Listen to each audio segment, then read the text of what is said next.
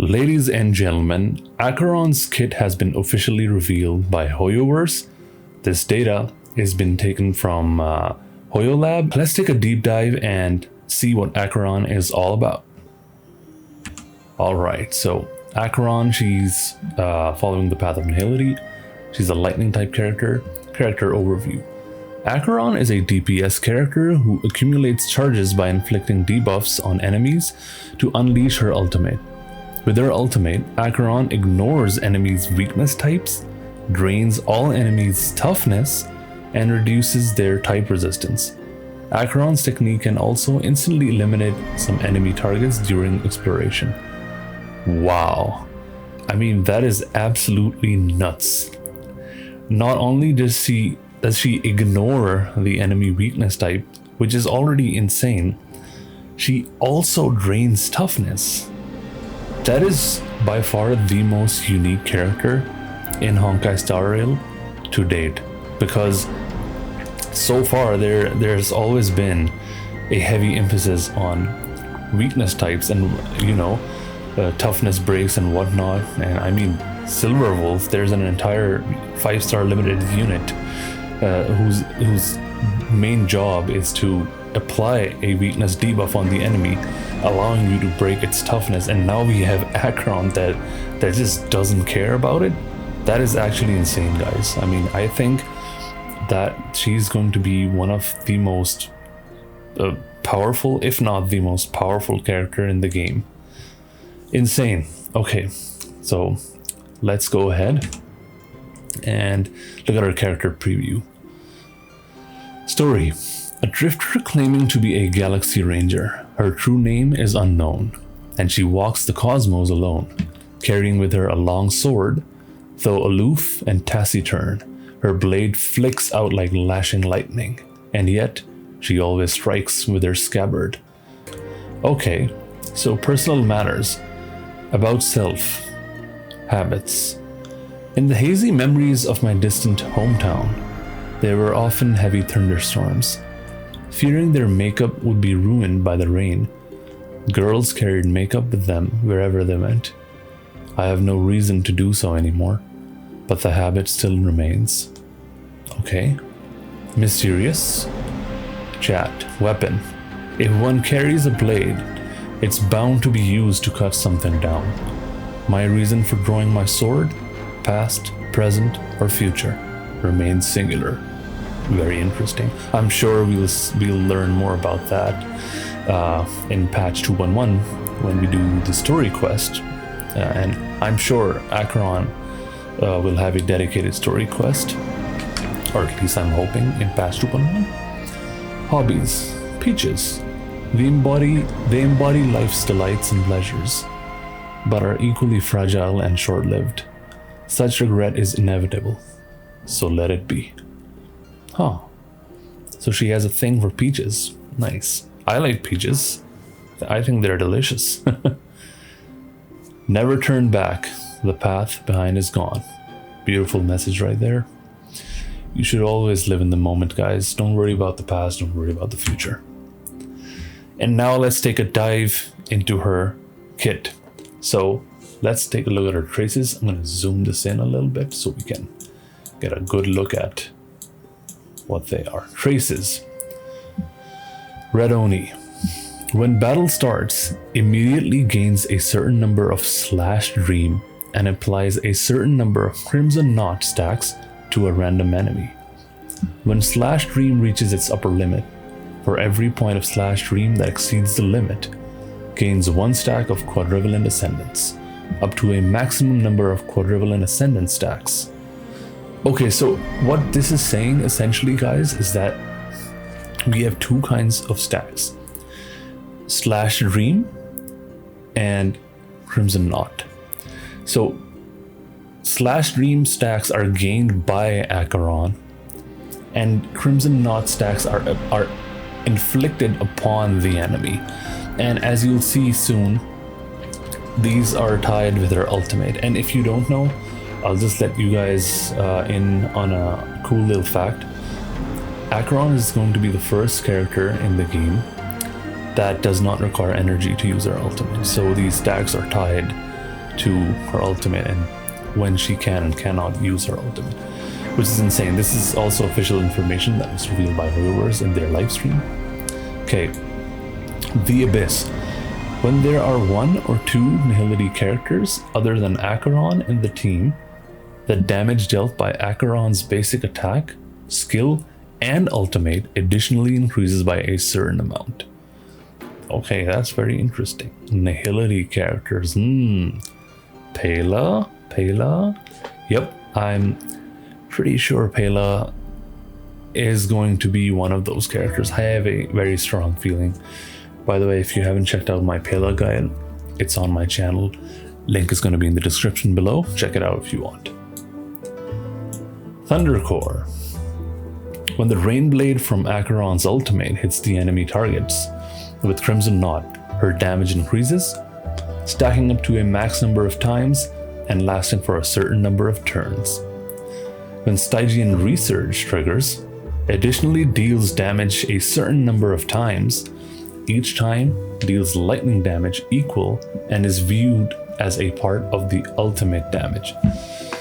Okay, so essentially, the more Crimson Knot stacks you have inflicted on the enemy, the more damage you are going to deal. And this is linked with her ultimate. So far, she's looking like she's looking like a DPS unit that benefits from debuffs and also ignores the enemy's weakness and breaks their toughness, which is kind of insane. Leveling materials, guys, take a good look at these trace materials and ascension materials. If you're planning to pull on Acheron, there's like a week left from now. I would definitely start farming these just to make sure that you're already prepped up for her release. Idle animation. Okay, let's zoom this in. Not the greatest quality, but let's take a look. Nice. Oh, is that a peach she's eating? I'm gonna assume that is a peach because we just read that she likes peaches. This is a GIF, guys, so sorry about the quality. This is the best that I can show you right now. But speaking of quality, I will be pulling Acheron. I will be doing a summoning video in which I go all in on her banner in an attempt to E6 her, and I will upload that video, and I will also upload her gameplay videos and a guide taking a deep dive into her kit and whatnot. So stick around and subscribe if you haven't. Technique: Quadrivalent Ascendance. Immediately attacks the enemy, gains quadrivalent ascendance at the start of every wave, deals lightning damage to all enemies and reduces toughness of all enemies irrespective of weakness types. Enemies with their weakness broken in this way will trigger the lightning weakness break effect. Okay. Quadrivalent Ascendance. Acheron obtains 1 point of Slash Ream after she uses her ultimate and applies 1 stack of Crimson Knot on a random enemy. Attacking normal enemies will instantly defeat them without needing to enter battle. What? Wow. Enemies who aren't hit won't consume technique points. That is probably the most insane technique that I've seen so far. So it's doing a bunch of things. The most fun thing that jumps out to me is the fact that you can just straight up obliterate a target and not even battle. I mean, imagine doing that in the simulated universe. You just go ahead and obliterate all the normal mobs and go straight for the boss fight. That would be so much fun. It'll save time, because let's be real, like nobody wants to, like nobody goes to the simulated universe to kill regular mobs. It's the boss fights that we want. At least that's what I like. Anyway, and on top of that, she gains stacks upon stacks. Like she's gaining Slash Reams, she's applying stacks of Crimson Knot on the enemy, and at the start of every wave. So it's not just the first wave. If you use her technique, and for example, you have like you're in pure fiction. Wait, no, you can't do that in pure fiction. But if for example, if you're like in some other fight and you use her technique, there's like 5 waves, then every single wave will be affected by her technique. Very, very cool. Let's move ahead. Basic attack deals lightning damage to a single enemy, and it's called Trilateral Wildcross. All right. Talent. Atop Rainleaf hangs Oneness. When Slash Dream reaches its upper limit, the ultimate can be activated. Okay, so without moving forward, as I said, Acheron does not depend on energy, neither does she have an energy bar or gauge. Her ultimate entirely relies on the amount of Slash Dream stacks that she has. During the ultimate, reduces enemies' toughness regardless of weakness types and reduces all enemies' all-type resistance. Beautiful. Lasting till the end of the ultimate. When any unit inflicts debuffs on an enemy target while using their ability, Acheron gains 1 point of Slash Dream and inflicts 1 stack of Crimson Knot. Okay, if debuffs are inflicted on multiple targets, then 1 stack of Crimson Knot will be inflicted on the enemy target with the most Crimson Knot stacks. This effect can only trigger once per every ability usage. Okay, when Acheron is on the battlefield, when an enemy target leaves or any unit is defeated, their Crimson Knot stacks will be transferred to the enemy target with the most Crimson Knots left on the battlefield. I mean, everything is revolving around Slash Dream and Crimson Knot stacks, and this is basically telling you how you can inflict Crimson Knot stacks on the enemy and gain Slash Dream stacks, which will ultimately help you use Acheron's ultimate, and it powerfully feels correct that if the target is defeated, the Crimson Knot stacks won't just be wasted, it'll instead be transferred to the next target, which is excellent. Beautiful. Okay, wait. Yeah, so that was her talent. And this is her skill. Octobolt Flash. Gains 1 point of Slash Dream, inflicts 1 stack of Crimson Knot on a single target enemy and deals lightning damage to them, as well as a certain amount of lightning damage to adjacent targets. So if I was to make a guess, this is probably like a blast type attack. And if you don't know what a blast type attack is in Honkai Star Rail, you have 3 kinds of attacks. You have a single target attack that just deals damage to the target that you have targeted. Then you have blast type damage that if you have any destruction unit like Jingliu or Ban Heng, then you must know that whenever you use their skill on the main target, that target takes the bulk of the damage and the target adjacent to them. So that's 3 targets in total that take damage. From the looks of it, I think that's how this skill is going to work, but don't quote me on it. But yeah. Ultimate. Slash Dream cries in red. Delivers 3 rain blades and 1 Stygian resurge in succession. Enemies cannot be inflicted with Crimson Knot while the ultimate is active. So our ultimate seems to be a 4-hit move, as you can see in the animation right now. Let's wait for her animation to start. Okay, it's starting now. That's 1, that's 2, that's 3, and that's the Stygian resurge. Boom.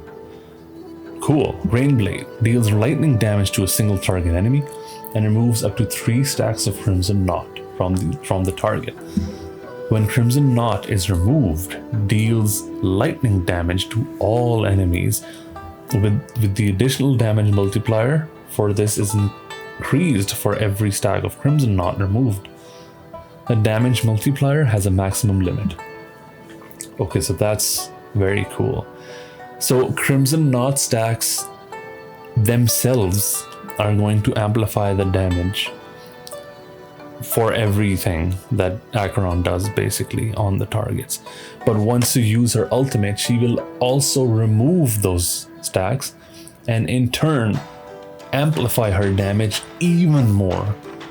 So this girl is amplifying her damage with like literally everything she's doing. Like she's gaining stacks with her skill, with her talent, with her technique, and then finally even her ultimate is amplifying her damage. So I'm actually really curious to see her in game when she finally is dropped. Okay, Stygian Research. Deals lightning damage to all enemies and removes all crimson knots. That's the final blow of her ultimate. Very, very cool. Alright guys, I don't know about you, but I am extremely hyped. And like I said, I'm gonna be pulling for Acheron. I will be E6ing her, or at least trying with what I have. I'll be very, very surprised if I don't, because I have a bulk of fishes that I've been saving up for a while now. That's how I do. I basically save up wishes over a long period of time. That's how I E6 to my Dan Hung. That's why my other characters are like E0 or E1. But the main banner holders of my teams, which is just Dan Hung right now, who is E6. Jingliu was kind of like, I wasn't really going to pull her, but then I kind of changed my mind, and then I got super lucky, and then I got her at E2, and I just called it a day. But Acheron has been on my mind for before she was even released, basically. If you guys don't know, Hoyoverse has a character called Raiden Mei in Honkai Impact 3rd, which is another one of their games. And what Hoyoverse does is that they kind of create adaptations of that characters in their other games, simply because it's so popular, I guess, and it's one of their most beloved characters, as it seems. So Raiden Mei has her equivalent counterpart, if you will, in Genshin Impact called Raiden A. And when because I also play Genshin Impact, I do not play Honkai Impact 3rd, but I knew this anyway. When I started Honkai Star Rail, I was like, okay, we're probably gonna see we're gonna see a Raiden Mei, quote Raiden Mei, in Honkai Star Rail, and I had this in mind, and I was saving up before they even teased her. So yeah, been saving up for a while now. Anyway, I digress. Thank you guys for watching. I hope this helped. And if you like this video, consider subscribing, give it a thumbs up, and I'll catch you guys in the next one. Peace.